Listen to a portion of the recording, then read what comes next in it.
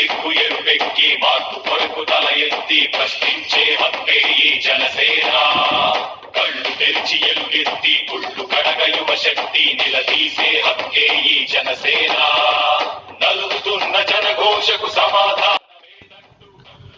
అనంతపురం ఆత్మీయ బలిజ బాంధవులకు ఆహ్వానం.